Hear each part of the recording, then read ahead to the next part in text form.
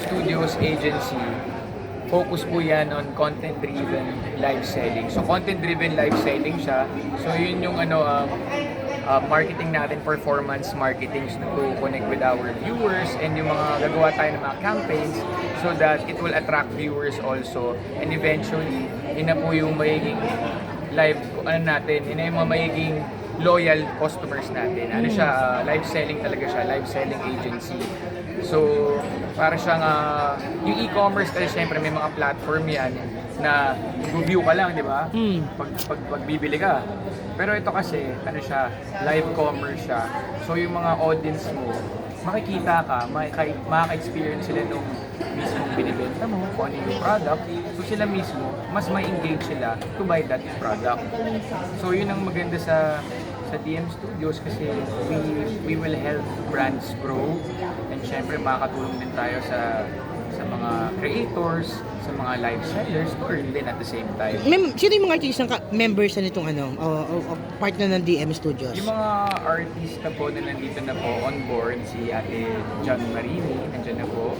Si Nadine Samonte, nandiyan na po. Si CJ Ramos, nandiyan din po si CJ Ramos. Tapos, alam ko si Ate Katya, nandiyan na rin. And meron din po tayo mga influencers, sila yung Team Moshi. So, yun po, madami na po. Pero alam ko na magkakaroon pa po tayo. Sila Raver and sila Julian. Eventually, sila Raver siguro. Pag merong mga big brands, kukunin din po namin sila Raver. Pero Roger, may mga contract sila? Or pwede din sila mag-live stream? Sa iba? Actually, wala namang po silang contract. Depende lang po sa product. Siyempre, baka meron po silang in-endorse sa product. So, ang naman po niyan, before namin makuha talaga si Julie and si Raver, dadaan po talaga yung Jimmy and Sparkle para at least dumadaan po tayo sa proseso, at least pa nag-live sell sila, okay po yung lahat, planchado po yun. Paano kayo kikita rito? Paano kayo kikitain? Paano ang magiging sistema doon? Kita po kami dito kasi siyempre, Ang DM Studios. Opo, ang DM Studios, kikita dahil siyempre, po yan, bukod sa commission na makakuha natin sa mga total of GMV, lahat po yan sa DM Studios, pag meron po tayong brands na magpapamarket, siyempre, sa ating DM Studios, napupunta po yun sa company. And siyempre, parang naging rin po siya, talent agency. So, siyempre, part po, commission po nun, napupunta po sa commission base po. Roger, you're very, very supportive kay Dayan. Sabi mo kanina, you're very proud of her sa mga achievements niya sa mga ginagawa niya. And we all know, kasi siyempre di maiwasan, may mga taong sasalita na baka parang mas malaki naman kinikita sa'yo ni Dayan, mas malaki yung pinapasok sa pera sa pamilya niyo. What is your reaction on Sa that? akin po kasi parang, Is it true? Totoo ba siya? may mga nagsasabi sa akin na gano'n, may nagsabi nga sa akin na, sabi niya, buti pa to, pa-gym-gym lang. Na parang yung asawa niya, ako po kasi, hindi nila kasi alam yung trabaho natin as an artist. Akala po kasi nila minsan na parang, si Roger nandito lang sa bahay nag-gym.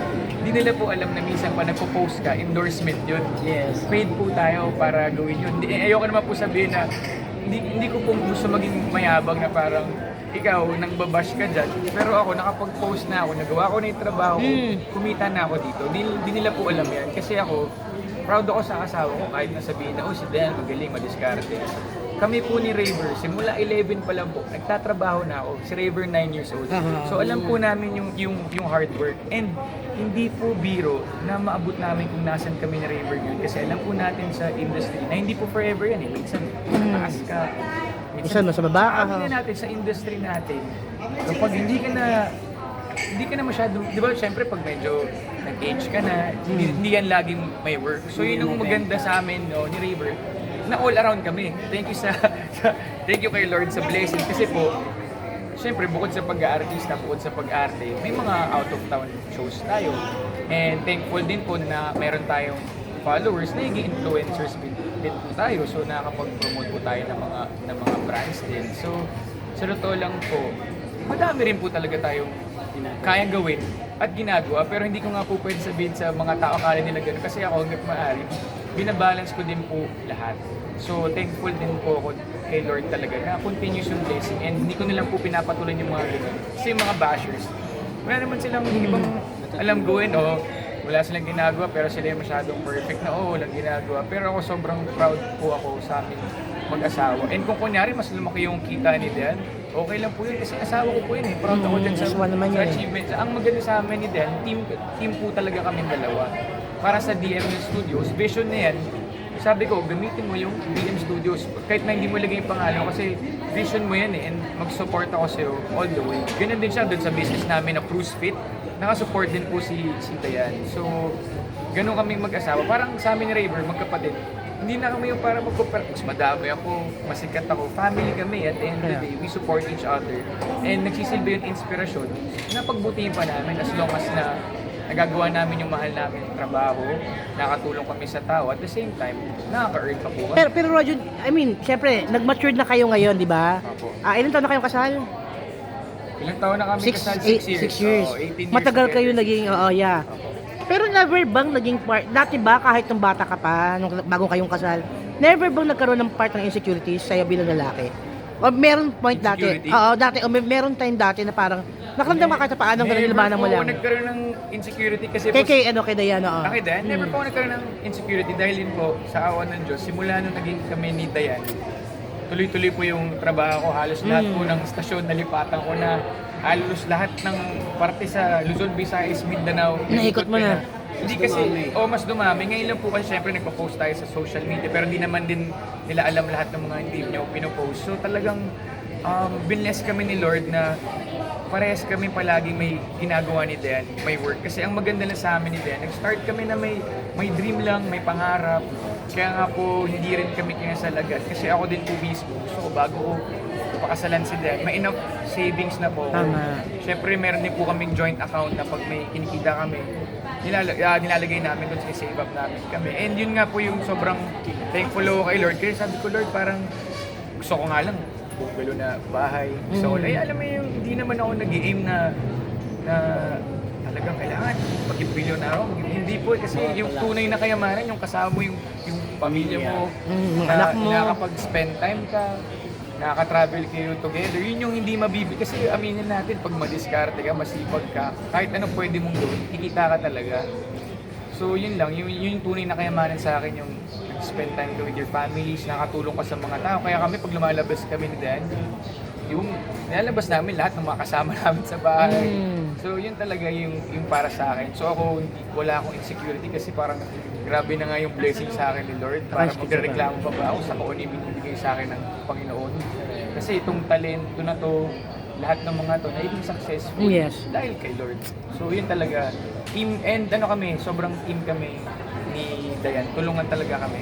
Pero Roger, no, kasi syempre, Diana is a very independent woman, no? Strong kasi siya sa nakikita ko, madiskarte and everything.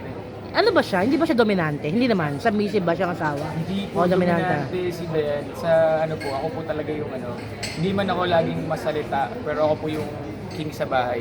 Hindi alam ng lahat na syempre katulad nga sinabi ko kanina, si Dayan. Kanina si Dayan. Syempre, strong personality.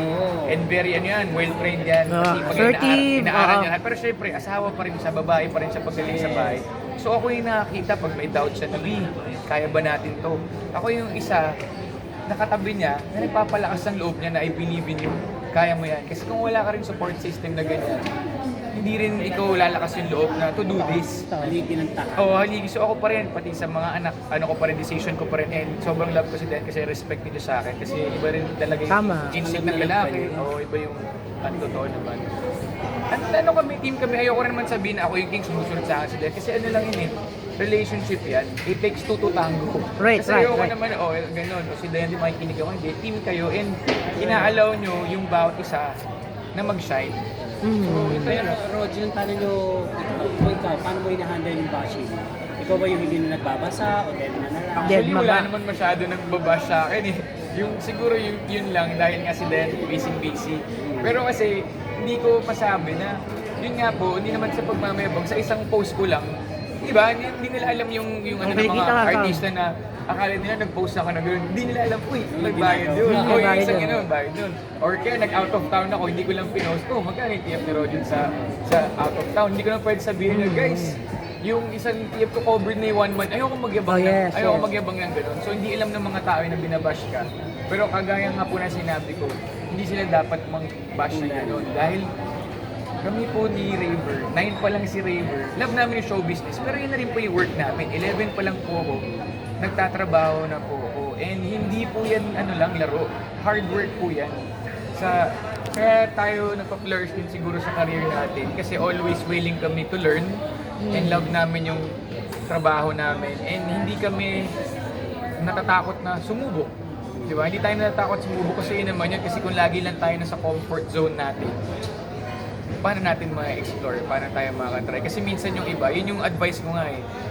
Siyempre, bukod sa nagdadasal tayo sa Panginoon, kailangan din natin kumilos na sa Diyos ang awa, na sa tao pa rin talaga yung gawa. So kailangan, kung gusto mo rin talagang successful, you have to take, kailangan mo kumilos and you have to take the risk kasi yun naman yung life. And kapag guided ka naman ni Lord kasi may mga tao na tutulong sa'yo, mag-guide sa'yo. So eventually, magiging successful ka rin talaga. Yun. Ano ba kakabala mo right now? May mga shows ka ba? May mga... Ngayon po, mag-start na po ako mag-taping sa Firewall. Nakasama po tayo Sa ano, sa? Sa Firewall. Firewall. So meron po tayong bagong show, sila Miguel Tan Felix, si Kylie, sila Kylie. So yun po, si Derek Rico. Meron naman po tayong show sa GMA, mag-start na po. And may casting din po. Actually, sabay-sabay nga po ngayon eh. Kaya doon sa mga buzzers, joke lang. Sorry. Tapos meron po tayong guesting din po sa Born to Shine. Tapos ito po yung DM Studios and baka bago matapos this year, i-launch po ulit namin ni Raver yung Cruise Fit, yung business po namin. Yun po, dami po talaga. May mga endorsements po tayo. Tapos meron din tayo, syempre, yung mga Sprinto, yung endorsements po natin. Yun po, dami pong pagkakabalahan. Pero yun, lahat po yun, thankful na syempre, ilang taon na rin po tayo. Meron pa rin work, di ba? Tapos kaka-champion lang natin sa Stars on the Floor. Yun din, blessing ni Lord dun kasi, di ba, hindi naman natin alam. Tapos talagang nagkataon na tayo rin po yung natin. So tuloy-tuloy po yung blessings. Kaya ako, ako happy. Parang happy-happy. Hindi ko na po iniintindi yung mga bashers. Pero Rojun, anong pwede mong ipaya sa mga lumalaban ngayon, ng mga stars?